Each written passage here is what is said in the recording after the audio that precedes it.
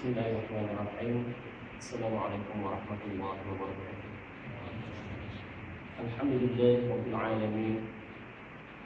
Alhamdulillahilladzi arsala rasulahu bil huda wa dinil haqq liyudhhirahu 'ala dini kullihi wa law karihal musyrikun. Rabbi shrah li sadri wa yassir li amri wahlul 'uqdatam min lisani yafqahu qawli. Rabbi yassir wa la tu'assir wa bil fadli walhamdulillahirabbil alamin. Yang dimuliakan dan berangkat jawatan puasa surau, ahli-ahli para jemaah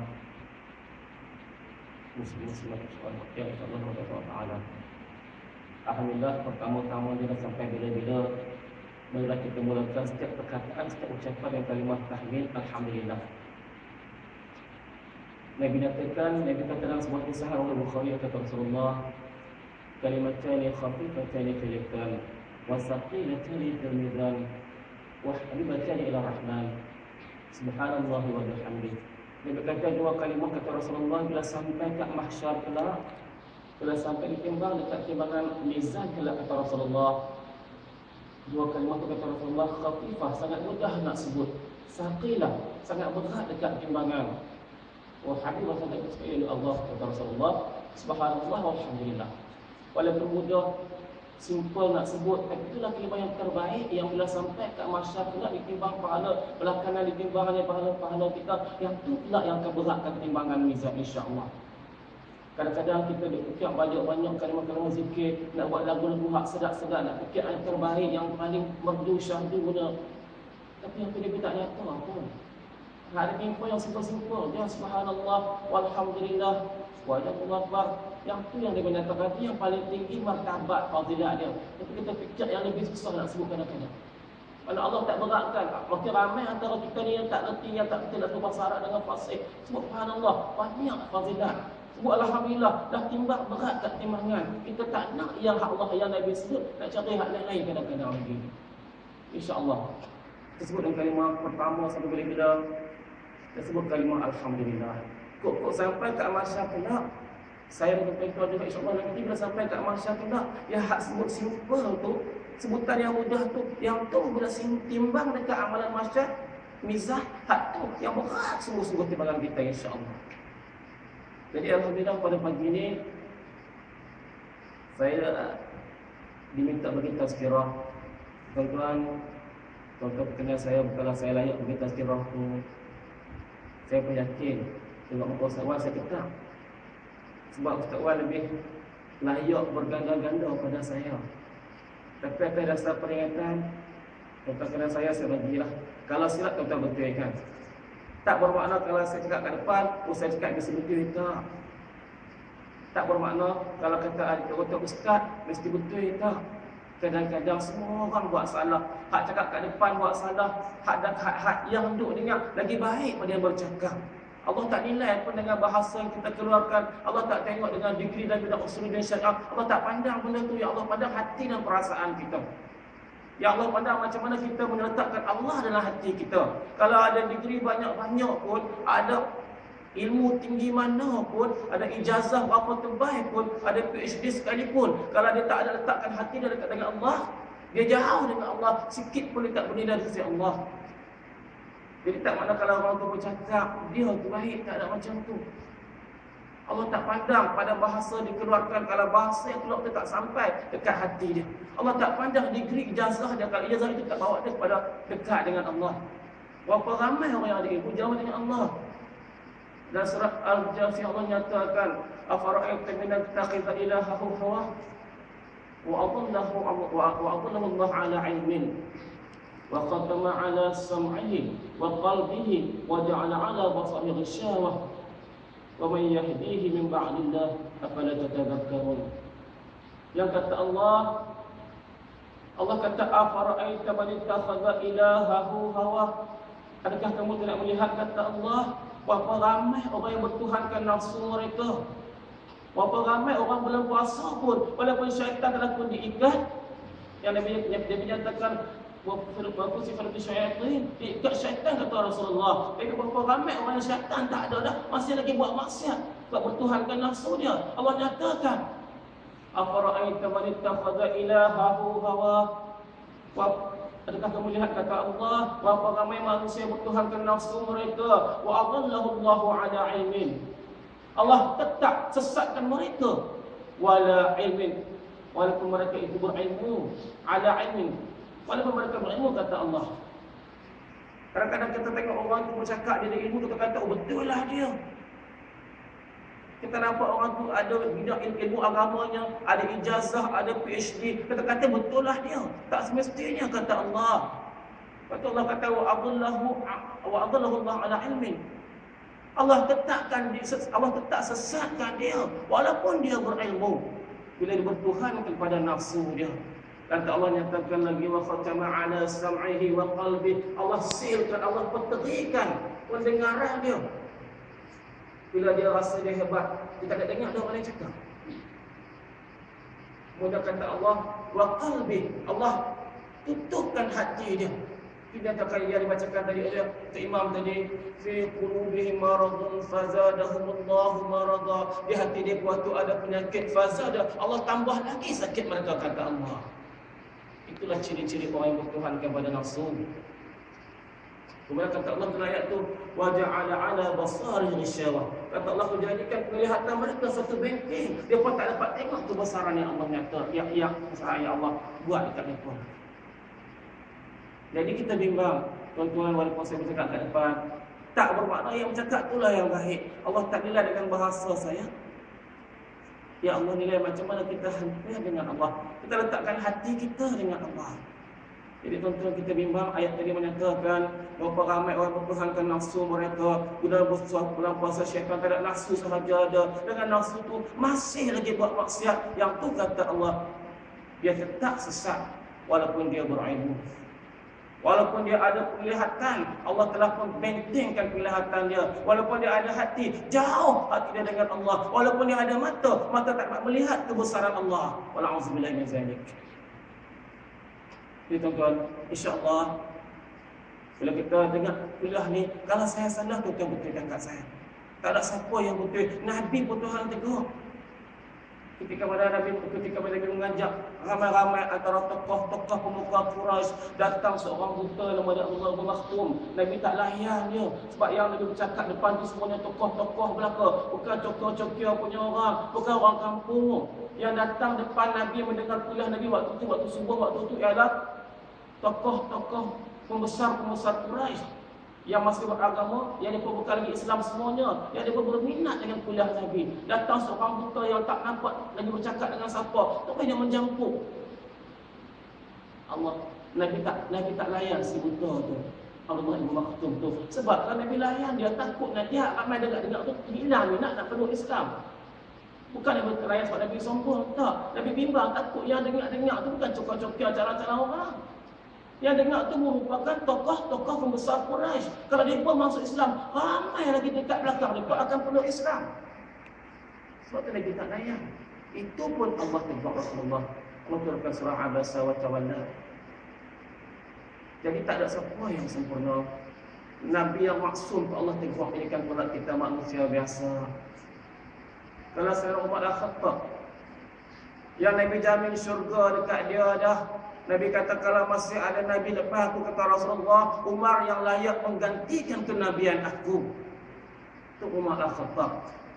Antara sahabat-sahabat jamin syurga, Umar termasuk 10 sahabat yang dijamin syurga. Itu pun Umar masih rela ditegur. Bila orang tegur dia pasal Umar letakkan satu emas kahwin. Waktu tu makawin tinggi, Umar letakkan makawin dia kena ada hak dia. Datang seorang gadis suki tegur dia, menangis Umar. Walaupun tegur itu adalah seorang gadis. Sedangkan Umar dia jamin syurga dah. Sedangkan Umar kerajaan dia waktu itu luas berganda-ganda pada kerajaan yang ada pada kita kat negara kita sekarang hari ini. Waktu Umar memerintah ketika itu, kerajaan Islam Madinah telah mencapai ke negara Iraq, telah mencapai ke negara Mesir, telah menakluki negara Parsi. Iran, luas negara Umar. Itu pun Umar, ketua kerajaan yang tinggi sangat luas kerajaan dia, masih lagi menerima teguran walaupun seorang gadis suci yang tak ada pendidikan. Sedangkan Umar dijamin syurga ada. Dia bapa ketua Nabi, dia sahabat Nabi, kerajaan dia sangat luas, taklukan dia. Bukan sekadar dia di Perak, bukan dekat dia sepanjang Malaysia, bukan dekat campur Sabah Sarawak. Waktu itu kita tak ada maju lagi. Umar dah memerintah dengan kerajaan yang sangat luas. Dah sampai ke Palestin. Itu pun dia tak ikut dan bongkak dengan kerajaannya yang dah kuat untuk lagi besar. Masih boleh tegur. So, insyaAllah tuan-tuan, ada hadap itu kita berikan teguran. Dengan niat sama-sama kita memberikan teguran dengan Allah Ta'ala. Kok bulan puasa ni, bila kita lapangkan dada kita, rela tegur menegur, rela ingat memperingati, betul membetulkan kok yang tu kelak sampai dekat Allah kat mahsyar kelak hak Ramadan kita buat ni, insya-Allah yang tu yang Allah kira, yang tu yang layak kita masuk ke syurga Allah, insya-Allah. Di bulan Ramadan tuan-tuan, pagi ini berada pada bulan Ramadan, bulan yang Allah yang Nabi nyatakan. Nabi kata dalam sebuah hadis, Ramadan awaluhu rahmah wa maghfiruhu wa awsatuhu maghfirah wa akhiru atqa minan nar.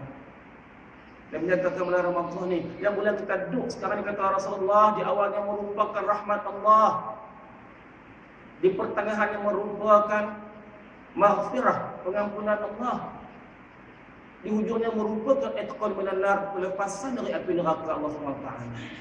So insya-Allah kita bila masuk Ramadan ni ada 3 frasa yang kita lalui, yang kita telah lalui, yang sedang lalui, yang kita akan lalui. 3 frasa. Yang pertama rahmat Allah, yang kedua pengampunan Allah, yang ketiga Allah nak lepas kita daripada api neraka Allah SWT. Yang dikatakan awaluhu rahmah, Ramadan awalnya merupakan rahmat Allah. Mungkin ada adik-adik kita hak bercitanya, benda apa rahmat Allah?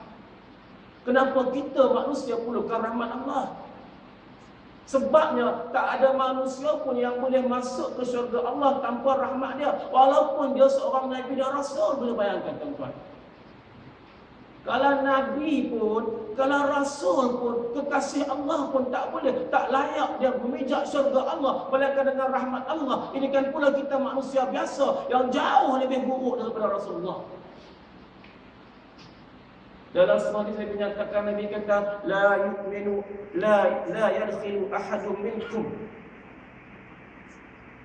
Nabi kata tidak akan masuk seorang daripada kamu, kata Rasulullah, ilal jannah, ke dalam syurga. Dan kata Rasulullah lagi, tidak akan dia diselamatkan dari api neraka Allah illa bi rahmatillah, melainkan dengan Allah, wala ana, dan juga aku juga, macam itu kata Rasulullah. Atau kama qala, Nabi nyatakan dalam sebuah hadis, Nabi katakan, la yu'minu ahadukum amalahu ilal jannah.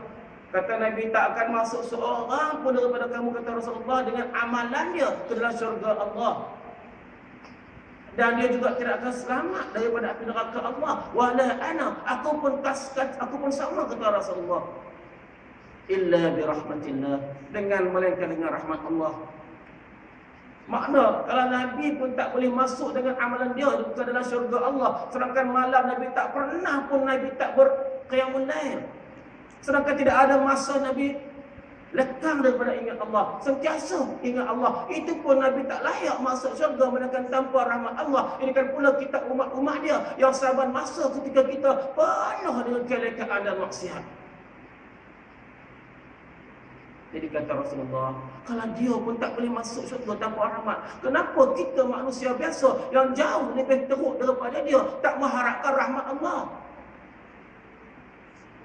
Dan sekarang ni kita berada pada bulan yang penuh dengan rahmat Allah. Kalau kita masuk kat dalam surau, kalau kita boleh nampak betapa banyaknya rahmat Allah, kita jangan kutip terlalu banyak keluar pada surau ni, buat buka pintu penuh dengan rahmat Allah. Cuma masalahnya, adakah kita sombong atau kita bodoh atau kita nak merebut rahmat Allah SWT? Kadang-kadang kalau nak rahmat tu nampak saya happy, kalau nampak ramai orang kau berebut nak ambil. Masalahnya Allah tak nampakkan dekat kita. Allah simpan rahmat tu dekat akhirat kelak. Dan sesiapa yang tak mengambil rahmat Allah yang ada pada bulan Ramadan, dia sombong dengan Allah. Bila dia sombong dengan Allah, kata Jibril alaihissalam dalam sebuah hadis, kata Jibril ketika pada bulan Sya'ban, satu masa di bulan Sya'ban, Nabi turun dari mimbar, Nabi kata amin. Sampai ke tangga kedua, Nabi kata amin. Sampai ke tangga ketiga, Nabi kata amin. Bila sampai ke bawah ketika tu, datang sahabat berkerumun mengerumun Rasulullah.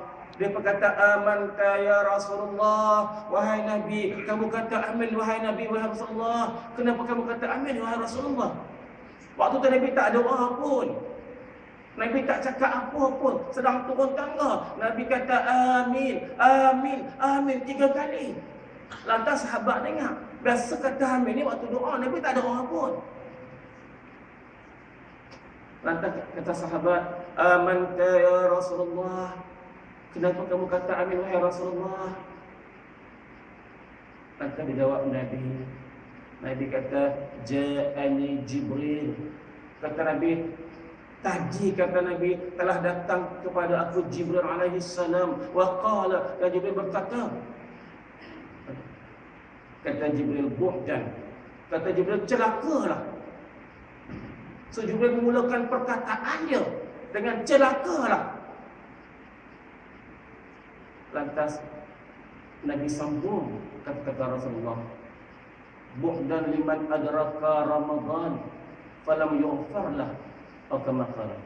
Nabi nyatakan, buhdan, celakalah liman adraka Ramadan. Sesiapa yang datang bulan Ramadan, dia hidup lagi Ramadan tu. Hari pertama Ramadan dia masih hidup, hari kedua Ramadan dia masih hidup, hari ke-12 Ramadan pun dia masih hidup, kata Rasulullah. Falam yughfarlah, walaupun dia masih bernafas bulan Ramadan, falam yughfarlah, Allah tak ampunkan dosa dia pun. Allah panjangkan hidup dia, Allah panjangkan usia dia. Masuk Ramadan dia bernafas lagi, masuk Ramadan dia bernyawa lagi, masuk Ramadan dia masih bergerak lagi, tapi tak berubah perangai dia. Kata Jibril, kata Rasulullah, lam yughfarlah, Allah tak ampunkan dosa dia. Kata Jibril, Allah tak ampunkan dosa dia. Lantas kata Jibril, buhdan, celaka orang macam ni. Maknanya dia sombong dengan Allah. Di luar sana penuh dengan rahmat Allah, di sini penuh dengan rahmat Allah, di masa ni penuh dengan rahmat Allah. Langsung tak terdetik dekat hati dia nak mengaut rahmat-rahmat Allah yang sangat banyak tu. Dia sombong dengan rahmat Allah. Lantas kata Jibril, buhdan, celaka orang macam ni. Sebab apa? Dia tak rasa pun nikmat rahmat yang sangat besar yang Allah nak berikan dekat dia waktu itu. Mungkin kalau sekarang ni,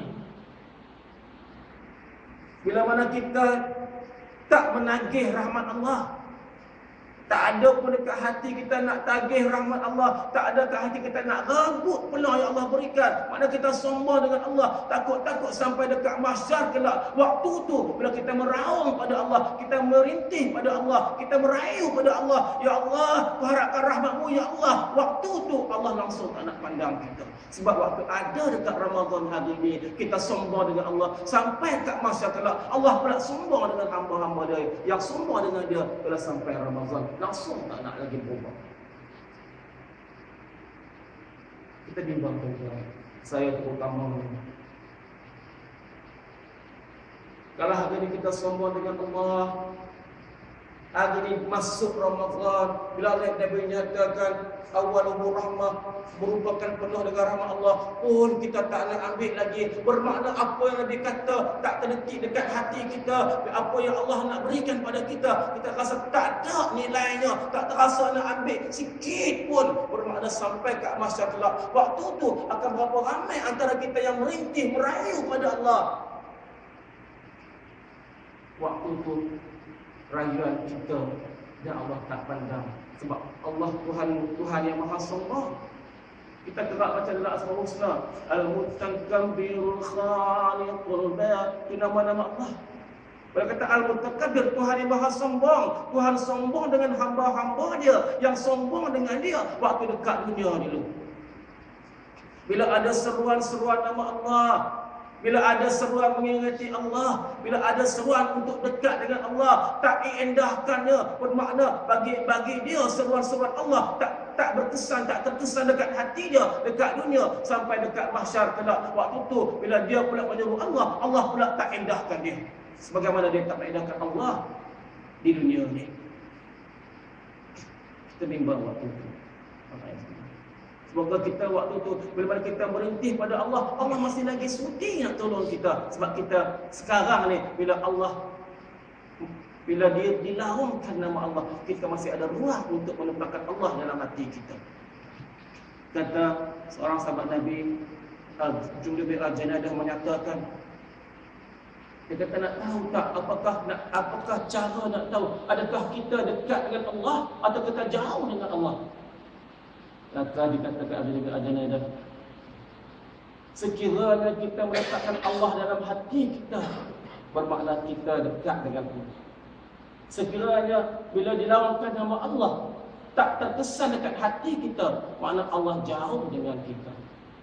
Tuan-tuan saya boleh tanya diri sendiri, adakah bila mana dilaungkan nama Allah, adakah dilaungkan perintah Allah, adakah dilaungkan tentang haram dan halal yang Allah tetapkan, adakah terkesanlah hati kita? Kalau ada di hati kita, bermakna kita dekat dengan Allah. Tapi contoh katanya, kalau ada dekat hati kita itu lawangan Allah, nama Allah tak terkesan, orang azan hayya 'alas salah, kita tak rasa apa-apa pun, tak terasa pun nak bersegera menunaikan salat, bermakna kita telah letakkan Allah jauh dengan hati kita. Kalau Allah jauh dengan hati kita, bermakna Allah tak beri ruang kita di sisi dia. Di bulan Ramadan, tuan-tuan, mulai padanya banyak rahmat Allah. Yang Nabi kata awaluhu maghfirah, awaluhu rahmah, awalnya rahmat Allah. Kita rebut peluang ni, sebab tak ada manusia pun yang boleh masuk syurga dengan rahmat tanpa rahmat Allah. Kalau tuan-tuan baca kitab Ihya Ulumuddin, Karya Imam Al-Ghazali menyatakan seorang lelaki yang beribadat selama 500 tahun, tuan-tuan. Seorang lelaki yang masa dia 500 tahun beribadat pada Allah. Bukan macam kita ibadat kita sekejap, hak lekanya lama. Dia tak 500 tahun ibadat pada Allah. Bila sampai dekat pada mahsyar, lantas dihitung amalan dia, lantas Allah katakan, Allah perintahkan dia, masuklah ke dalam syurga-Ku dengan rahmat-Ku. Lantas dia nyatakan, ya Allah, aku nak masuk syurga-Mu dengan ibadat aku, bukan dengan rahmat-Mu. Lantas ketika itu Allah nyatakan, kalau itulah yang kamu nak, kamu tidak layak untuk masuk syurga-Ku. Tempatmu adalah neraka. Sebab kamu tak mampu nak membayar balik walaupun sebiji nikmat mata yang aku berikan kepada kamu. Lantas kalau itu yang dia nak, dia ke neraka. Nak masuk syurga, kita mesti dengan rahmat Allah. Takkan boleh. Kalau 500 tahun pun tak boleh lagi masuk syurga. Ini kan pula ibadat tak sampai pun 5 tahun kadang-kadang. So nak tak nak, kita mesti menagih rahmat Allah.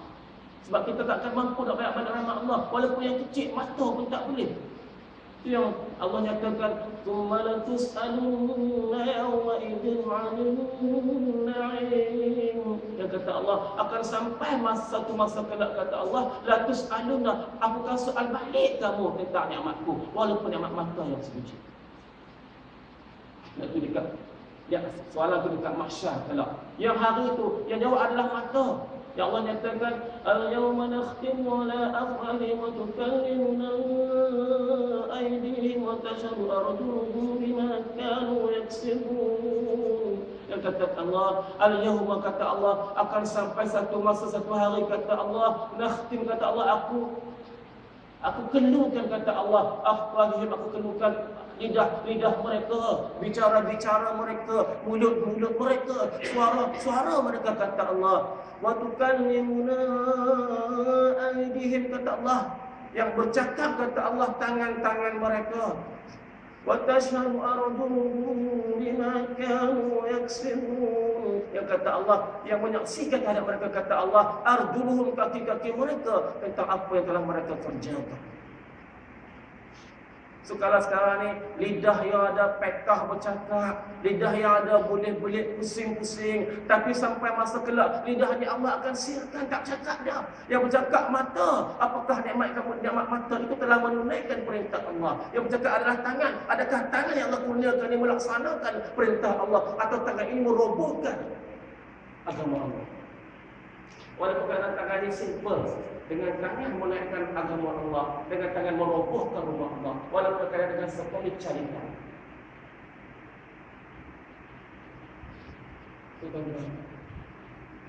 InsyaAllah waktu ini, waktu Allah turunkan rahmatnya, rahmat Allah bila Allah ciptakan dunia ini, Allah ciptakan bersama-sama dengan dunia ini 100 rahmat. Dalam 100 tu Allah ciptakan satu rahmat yang kita kongsi sekarang ni antara saya, tuan-tuan, antara seluruh umat manusia dekat Malaysia, dekat Indonesia, dekat Amerika, dekat Iraq, dekat Iran, dekat Arab, semuanya berkongsi satu rahmat Allah. Kalau sekarang ni ada seekor ayam sukakan, sayangkan anak dia, seekor kucing sayangkan anak dia, itu satu rahmat yang kita kongsi seluruh dunia. Dan Allah simpan rahmat yang berbaki lagi 99 itu di akhirat kelak. Pada siapa yang nak tagih rahmat Allah, yang lagi banyak bakinya tu, tagihlah di bulan Ramadan. Kalau sekarang kita rasa dah hebat rahmat Allah, kalau sekarang kita rasa dah cukup seronok dekat dunia ni, kita rasa dah hebat dah sempurna dah kegembiraan dekat dunia ni, yang itu baru satu rahmat yang kita kongsi seluruh umat manusia, baru satu rahmat Allah. Sedangkan yang banyak itu Allah tak cipta, Allah tak bagi dekat sini. Allah simpan yang banyak itu dekat rahmat yang banyak itu dekat akhirat. Pada siapa-siapa yang datang Ramadan ini, dia menyambar, dia mengambil, mengaut rahmat Allah itu dekat Ramadan ini, akan dituai hasilnya dekat akhirat kelak. Yang banyak lagi baki itu 99 tu. Tapi kalau sehari-hari ini dilupakan rahmat Allah, akan sampai masa kelak Allah lupakan rahmat Allah pada dia dunia. Alhamdulillah. Dan satu kekurangan. Nak contoh besarnya rahmat Allah dalam satu peperangan, ketika Umar Al-Khattab membawa balik tawanan-tawanan perang, kemudian datang seorang perempuan yang masih lagi mempunyai susu. Lantas bila ada anak-anak tawanan perang tu yang menangis, disusukan setiap anak-anak tu. Tak kiralah anak siapa dia, bila ayah menangis disusukan dengan susunya. Kemudian ketika tu Nabi tanya Umar, "Wahai Umar, apakah kamu merasakan perempuan tadi akan sanggup melontarkan anak dia ke dalam api? Kalau anak orang dia susukan, apakah mungkin anak dia sendiri dia nak lontar dalam api?" Lantas kata Umar, "Bahkan tak ya Rasulullah, tak mungkin perempuan yang macam tu, kalau anak orang disusukan, dia sanggup nak lontar anak sendiri ke dalam api. Lantas kata Rasulullah, kalau perempuan tadi tak sanggup melontarkan anak dia ke dalam api, bahkan Allah lagi tak suka melontar hamba-hamba dia ke dalam neraka Allah. Bukan menjadi kegembiraan Allah, bukan menjadi keseronokan Allah nak lontarkan hamba-hamba dia ke dalam neraka Allah. Tetapi kalau hamba itu memilih untuk ke neraka, lantas dia layak untuk terlontar ke neraka Allah. Jadi Allah ciptakan satu bulan yang waktu itu besar rahmat dia, sayang dia kepada kita, Ramadan. Tapi kalau bulan yang datang pun langsung dia tak endahkan, dia tak rasa hebatnya Ramadan, tak rasa bernilainya Ramadan, yang tu yang melayakkan dia terlontar ke neraka Allah. Dia kata Jibril, bukan celaka orang macam ni. Tak kisah pun Ramadan serupa, tak Ramadan pun serupa. Kalau Ramadan dia berkaraoke, tak Ramadan berkaraoke. Kalau tak Ramadan pun sentiasa mengunjungi pusat-pusat hiburan. Ramadan pun sama. Kalau tak Ramadan langsung tak baca Quran, Ramadan pun langsung tak tengok Al-Quran. So kita bimbang, takut masuk kategori yang Jibril nyatakan buhdan, celaka orang macam ni. Dia tak rasa nilai dalam Ramadan itu. So insyaAllah tuan-tuan, kita berada di alam pertengahan awal Ramadan, itu awal rahmat Allah. Dan sekarang kita masuk frasa yang kedua, yang Nabi menyatakan Ramadan awsatuhu ma'afirah min Allah. Atau kama qala, Nabi menyatakan Ramadan di pertengahan merupakan maghfirah dari Allah. Maghfirah merupakan pengampunan Allah. Allah itu Maha Pengampun. Bila masuk Ramadan, sifat pengampun Allah lagi berganda-ganda, dahsyat, banyaknya nak compare dengan bukan Ramadan. Dan sekarang ni kita berada di frasa pengampunan Allah. Saya yakin saya tuan-tuan pasti berdosa dengan Allah. Sebab yang tak dosa cuma Rasulullah, Nabi dan Rasul yang tak berdosa. Takat kita bergelar ustaz, takat kita bergelar tok imam, takat kita bekerja kerajaan, takat kita bekerja swasta, sudah pasti kita bergumul dengan dosa. Nanti Allah ciptakan satu bulan ketikanya, satu masa ketika ni pengampunan Allah, sangat banyak pengampunan Allah. Tapi bila datang kepada Allah pun, Allah dah nyatakan waktu ni banyak pengampunan dia. Allah nyatakan sebuah hadis sahih rawal Bukhari, Nabi nyatakan sebuah hadis sahih rawal Bukhari, Nabi nyatakan man shama ramadanan ihtimalan wa ihtisaban ghufira lahu ma taqaddama min dhanbi kama qala. Nabi nyatakan sesiapa yang berpuasa bulan Ramadan dengan penuh keimanan, dengan penuh keikhlasan, kata Rasulullah, ghufira lahu ma taqaddama min dhanbi, diampunkan seluruh dosa-dosa dia sebelumnya. Saya pasti kita banyak dosa. Tapi kalau Ramadan itu pun masih tak terasa dengan dosanya yang banyak, tak terasa pun nak diminta diampunkan dosa-dosa dia yang banyak, takut-takut dia yang dimanjakan kamu dan celaka orang macam tu, berdosa tak sedar diri. So tak ada dosa Tuhan tak ampunkan. Bila sampai Ramadan, lagilah besar pengampunan Allah. Allah pernah nyatakan, dia kata, Allah nyatakan, qul ya ibadiyalladzina asraqu la taqnatu min rahmatillah innallaha yaghfiru dzunuba jami'an. Innallaha yaghfiru dzunuba jami'an, kata Allah. Sekat Allah nyatakan, ya ibadi, wahai hamba-hambaku yang asraqu, kata Allah, yang berlebih-lebih buat dosa, kata Allah, faqnatu, janganlah kamu rasa terpotong dengan rahmat Allah. Sesungguhnya Allah itu Maha Pengampun segala dosa-dosa. So bila kita berada Ramadan ini, sifat Allah lagi besar pengampun. Allah nyatakan, wahai hamba-hambaku yang pernah buat dosa-dosa, yang pernah terlanjur, yang pernah buat maksiat, jangan kamu rasa putus asa dengan rahmat Allah. Jangan rasa kita dah habis dah. Ada orang sekarang merasakan, oh ya Allah, aku pernah minum arak, aku dah habis dah, neraka tempat aku. Ada orang pernah merasakan, ya Allah, aku dah buat maksiat banyak dah, habis dah aku neraka, aku mati masuk neraka je kan.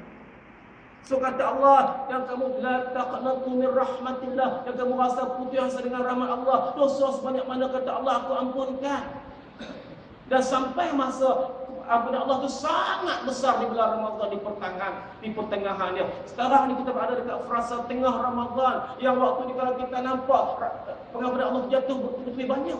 Mungkin dekat luar pun dalam sini, kalau kita nampak betapa besarnya pengampunan Allah, setiap ruang pelosok dunia ni, setiap ruang pelosok dekat bumi ni penuh dengan pengampunan Allah. Cuma menunggu tangan-tangan hamba-hamba dia yang tak ada tangan yang minta, ya Allah, kau ampunkan dosa-dosaku, ya Allah. Tapi kalau waktu ni dekat luar sana penuh dengan pengampunan Allah, tapi masih ada hamba-hamba dia yang tak ada tangan, yang tak nak minta, ya Allah, ampunkan dosaku, ya Allah. Yang tu yang sombong dengan Allah, yang tu ya Allah tak pandang dia, yang tu yang kata Jibril, mukdan, celakalah dia. Tuan-tuan, sekarang kita berada di frasa yang kedua, frasa pengampunan Allah. Dan saya yakin saya di banyak sangat dosa. Sudah pasti waktu inilah waktu Allah nak limpahkan pengampunannya. Dan Allah nyatakan tidak ada dosa Allah tak ampunkan kecuali syirik. Itu pun Ibn Katsir masih lagi menafsirkan bila menceritakan ayat Allah mengampunkan semua dosa kecuali syirik. Kata Ibn Katsir, ayat tadi menceritakan pada mereka yang tidak bertaubat kepada Allah.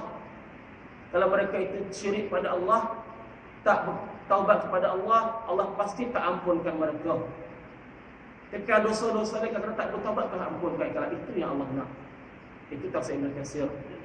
Jadi tuan-tuan, kita berada di frasa rahmat Allah, di frasa pengampunan Allah. menunggu masa. Waktu inilah malaikat mencari ada tak di antara hamba-hamba Allah yang menadahkan tangannya lalu menitis air mata dia meminta ampun pada Allah. Kalau ada di antara hamba-hamba dia waktu itu yang menadah tangan minta ampun pada Allah, waktu itu telah datang maghfirah dari Allah, insya-Allah semua dosa-dosa dia diampunkan. Dan kata Nabi, antara mata yang takkan sampai ke neraka Allah kelak, kata Rasulullah, mata yang baka yang menangis dia kerana isapkan dosa-dosa dia. Wa bakat dan juga berjaga malam kerana beribadat pada Allah. So kalau ada antara mata-mata kita ni yang menangis, air mata kita ni yang menangis sampai masa ketikanya mengenakan dosa yang pernah kita buat, lantas kata Rasulullah, maka itu takkan disambar oleh api neraka Allah. Dan saya pun yakin kalau kita imbas balik, setiap orang pasti ada dosa dia. Tak payah nyoba dengan diri kita sendirilah. Setiap orang ada rasa dia dengan Allah. Tak payah inform orang pun, tak payah beritahu orang pun. Cukup Allah yang mendengar setiap aduan kita. Cukup Allah yang kita maha memahami. Cukup Allah yang maha mengampunkan dosa kita. Cuma kita perlukan tadah tangan merintih, merayu pada Allah. Ya Allah, aku berdosa padamu, ya Allah, lantas ampunkan dosaku. Diceritakan lagi dalam Ibnu Katsir yang kata Rasulullah, Inna rajulan aznabta dzamban faqala. Datang seorang lelaki yang aznabta dzamban, yang dia baru lepas buat dosa. Lantas dia berkata faqala, dia kata, Rabbi, wahai Tuhanku, inni aznabtu dzamban. Wahai Tuhanku, dia kata, inni aznabtu dzamban, wahai Allah, aku telah berdosa kepadamu, ya Allah, faghfirhu li, tolong ampunkan dosa aku, kata dia pada Allah. Apa kata Allah? Faqala Allah azza wa jalla, berkata Allah Ta'ala, dia kata, abdi amila zanban, hamba-Ku telah terlanjur buat dosa pada aku, fa'alima anna lahu rabban, dia tahu dia ada Tuhan yaghfiru dzamba, yang maha mengampunkan dosa-dosa dia. Kata Allah, qad ghafartu li 'abdi, aku mengampunkan dosa dia. Dia buat dosa, dia tadah tangan, dia kata, ya Allah, faghfirhu li dzanbi, wahai Allah, ampunkanlah dosa-dosaku. Kata Allah, aku ampunkan dosa. Lepas tu kata Rasulullah hadis tu, summa amilan dzanban akhar faqala, bagaimana kata Rasulullah, amilan dzanban akhar, buat dosa pula dah. Kemudian kata, dia tadah kata lagi, dia kata, Rabbi inni amiltu dzanban faghfirhu li, wahai Tuhanku, aku ni buat dosa lagi, faghfirhu li, tolonglah ampunkan aku. Faqala tabarakallah, berkata Allah Ta'ala, alima abdi anna lahu rabban, hamba-Ku tahu dia ada Tuhan yang maha mengampunkan. Lantas dia pun tahu dia ada Tuhan yang maha mengazabkan dia. Dia minta ampun, tadah tangan, minta ampun pada aku, kata Allah. Kata Allah, aku ampunkan dosa dia. Kemudian kata Nabi lah hadis tu, tuan-tuan boleh rujuk pada kitab Ibnu Katsir jilid kedua, terjemahan bahasa lain. Okay. Rawah Bukhari hadis tadi. Kalau kita nak rujuk tengok dalam kitab Bukhari. Kemudian dia buat dosa lagi. Dia tadah tangan lagi, minta ampun lagi, kata Allah, aku ampunkan lagi dosa dia. Kemudian kali keempat, dia buat lagi dosa.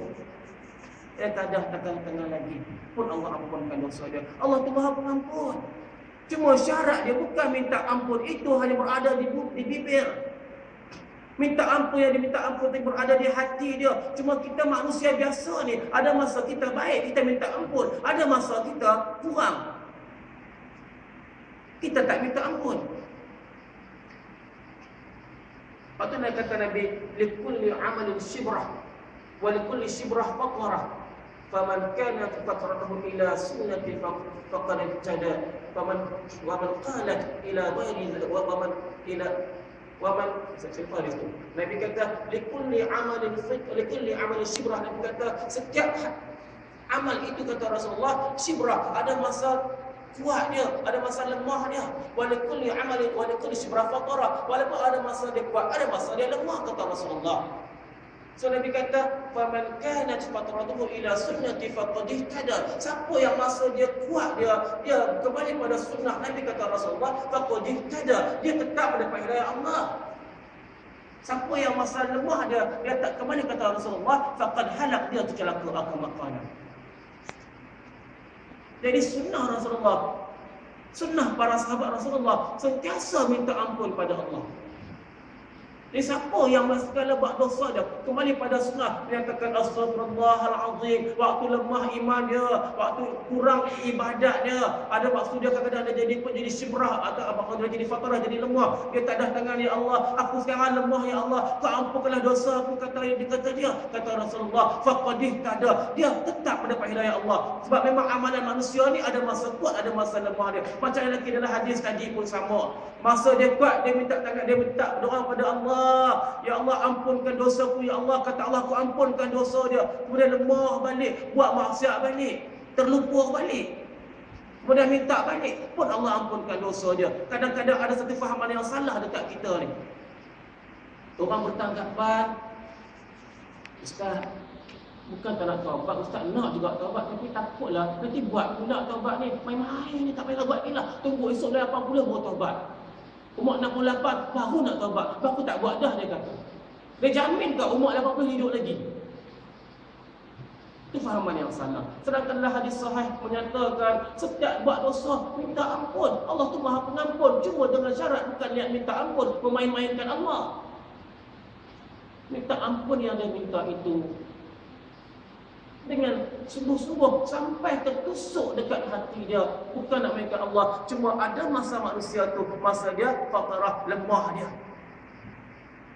Tak kira lah siapa-siapa pun, manusia ni ada masa naik dia, ada masa turun dia. Yang masa naik dia istighfar pada Allah, minta ampun pada Allah, insya-Allah Allah Maha Pengampun. Masa lemah dia jangan terus lupakan Allah, kata Rasulullah. Dia kembali pada sunnah, kata Rasulullah, faqad ihtada, dia tetap mendapat hidayah Allah SWT. So kita kata tuan-tuan, berada pada frasa yang kedua, frasa yang Nabi nyatakan maghfirah dari Allah, pengampunan dari Allah. InsyaAllah tak ada dosa pun Tuhan tak ampunkan. Kalau cerita kata Rasulullah, Ma'idh bin Malik, seorang lelaki yang pernah berzina, seorang lelaki yang punya isteri berzina dengan orang lain. Lantas dia jumpa Rasulullah, dia jumpa Nabi, dia kata, zanaitu ya Rasulullah faqahhirni. Dia pergi jumpa Nabi, dia kata, zanaitu ya Rasulullah, wahai Nabi, aku telah berzina, wahai Rasulullah, faqahhirni, tolong bersihkan aku, wahai Nabi. Bila dia pergi kat telinga kanan Nabi, Nabi boleh tak tahu je. Nabi tak layan pun dia. Dia balik, dia rasa sangat bersalah, betapa hinanya dia. Nabi tak sanggup nak dengar suara dia, Nabi tak nak pandang ke wajah dia, rasa betapa hina, kotor, jijiknya dia. Lantas esok dia pergi pula jumpa Nabi, dia kata, zanaitu ya Rasulullah, wahai Nabi, aku telah berzina, wahai Nabi. Nabi tak dengar. Dia kata, Nabi pula tak tahu, Nabi tak nak layan, tak nak pandang muka dia, tak nak dengar suara dia pun. Dia pula tak tahu, Nabi pula tak tahu je. Dia balik, bertambah-tambah tension, bertambah-tambah tertekan jiwa dia. Nabi tak sanggup pandang wajah dia, kotor-kotor dia rasanya dia, hina jijiknya dia ni. Tak tenang jiwa dia. Hari ketiga dia pergi pula jumpa Nabi, dia kata, zanaitu ya Rasulullah fatahhirni, wahai Nabi, aku berzina ni, tolonglah bersihkan aku. Pun Nabi tak nak pandang dia. Jadi waktu tu dia rasa hidup dia dah tak ada nilai dah. Kalau Nabi dah tak nak terima dia dah, ini Allah lagi-lagi tak nak terima. Hari keempat dia pergi pula cari Nabi, kecil Nabi, liga Nabi. Dia kata, Rasulullah, aku ni berzina, aku dah kahwin dah. Nabi toleh dekat dia. Nabi kata, apakah awak sedar risiko yang kamu akan hadapi? Lantas kata dia, aku tahu, aku layak direjam sampai mati. Lantas ketika itu Nabi perintahkan sahabat-sahabat Rasulullah, Nabi cek Ma'az bin Malik ni ke dia kerotak dia atau dia serabut buaya ke? Cek pun dia cek baik betul. Dia bukan jenis buaya. Memang sedar dia kata apa? Kata Nabi perintahkan agar dia direjam. Kemudian bila direjam ketiga tu, bila direjam ketiga tu, para sahabat yang merejam dia seronok sebab melaksanakan perintah Allah. Ketawa seronok mereka boleh membunuh orang yang bermaksiat pada Allah. Kemudian bila matinya Ma'az bin Malik, Nabi kata ialah kamu ketawakan dia kerana dia adalah sebaik-baik orang yang bertakwa, orang yang bertaubat di kalangan ahli Madinah ni.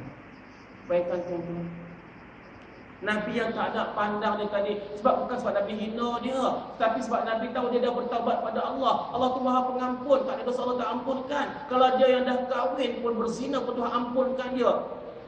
Kalau dia bertaubat, cukup dah untuk dia. Sebab tu Nabi tak nak pandang dia, bukan Nabi pandang jijik pada dia, bukan Nabi pandang hinanya dia. Cuma Nabi tak nak menghukum dia. Sebab terpenting ialah kembali dia pada Allah. Walaupun kita ada undang-undang hudud, bukan undang-undang tu seronok nak laksanakan kalau orang tu dah kembali pada Allah. Tapi kita oranglah, Allah tu Maha Pengampun, cukup Allah yang mendengar rintihan dan rayuan dia. Itu yang Nabi minta, ada minta apa tu Ma'az bin Malik tu buat. Tapi bila dia dah ifan Nabi terpaksa laksanakan undang-undang hudud. Tapi kenapa nak takut dengan hududnya? Kemudian diampunkanlah, kata Rasulullah, antara sebaik-baik orang yang bertaubat dia ialah Ma'az bin Malik. Walaupun dia pernah berzina dengan Allah, berzina pada Allah, berdosa dengan Allah, pun Allah ampunkan dosa dia. Di zaman Nabi Musa alaihissalam, ada seorang perempuan datang jumpa Nabi Musa alaihissalam. Perempuan yang cantik, rupa parah dia. Lantas dia kata Musa, dia kata, wahai Musa, aku nak kembali kepada jalan Allah. Adakah aku layak untuk kembali pada Allah? Ketika itu Musa menyatakan Allah itu menerima segala manusia walaupun dia berdosa. Lantas kata perempuan tadi, dosaku besar wahai Musa, sangat-sangat besar. Lantas ketika itu Musa tanya, apakah dosa kamu? Lantas dinyatakan, wahai Musa, aku ni seorang isteri orang. Aku telah berzina dengan ramai lelaki walaupun aku punya suami. Kemudian aku mengandung, lahirkan seorang anak. Lantas aku bunuh anak tu sebab anak tu bukan kepunyaan suamiku. Bila dengar macam tu, Musa rasa jijik betul perempuan tadi. Dia halau balik perempuan tadi. Lantas ketika tu Jibril turun, dia menyatakan, wahai Musa, apa kamu layak menghina satu makhluk Allah, hamba Allah, kerana Allah tak menghina pun dia? Bermakna Allah ampunkan dia. Lantas Musa panggil balik perempuan tadi, menyatakan Allah Maha Pengampun akan setiap dosa-dosa dia. Tuan-tuan, kita sekarang berada di frasa yang kedua, frasa maghfirah dari Allah, frasa pengampunan dari Allah SWT. InsyaAllah saya yakin antara kita banyak yang berdosa, tak ada dosa Allah tak ampunkan. Menunggu masa kita tadah tangan minta ampun pada Allah. Allah katakan, wa idza sa'alaka 'ibadi 'anni fa inni qarib. Kata Allah, kalau ada hamba-Ku yang tadah tangan tanya tentang aku, kata Allah, fa inni qarib, aku sangat hampir dengan dia. Kata Rasulullah, hampirnya Allah dengan kita lebih hampir antara dua mata yang ditelakukkan.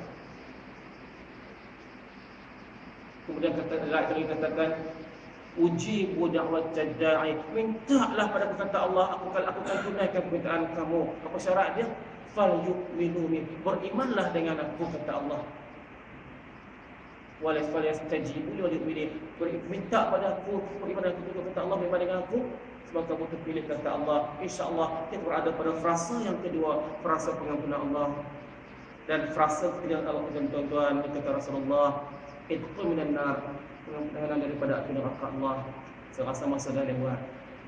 Kalau tak kata frasa ketiga, dia setengah jam pula. Jadi cukup dekat ni. Saya yakin hak cakap tuan-tuan banyak datang dah. Saya cuma bagi tazkirah peringatan pokok tuan-tuan terlupa. Kalau salah, betulkan saya balik, insyaAllah. Jadi yang bercakap, yang tak bercakap, tak ada beza sisi Allah. Allah nilai hati kita. Tak layak tuan-tuan nak hina saya, tak layak saya hina tuan-tuan. Dalam surah Hujurat Allah nyatakan, Ya ayyuhalladzina amanu la yaskhar qaumun min qaumin asa yakuna khairan minhum, kata Allah. Janganlah ada lelaki-lelaki lain yang menghina puak-puak lelaki lain. Mungkin yang dihina itu lebih baik pada yang menghina. Sebab kita nampak, kita cuma judge, kita cuma adili fizikal dia puak. Kita nampak dia tu tak pakai lebay, kita kata dia tu hina teruk. Sedangkan Allah tak pandang pakaian dia. Ya Allah nilai hati dia. Tu Allah pesan, la yaskhar qaumun min qaumin asa yakuna khairan minhum. Janganlah kamu hina orang lain sebab yang dihina itu lebih baik daripada orang yang menghina. InsyaAllah tuan-tuan, kita akhiri kat sini. So apa yang baik itu dari Allah, yang lemah, yang buruk bukan daripada kemahan saya, juga dengan izin Allah Taala. Jadi kita akhiri dengan surah Al-Asr.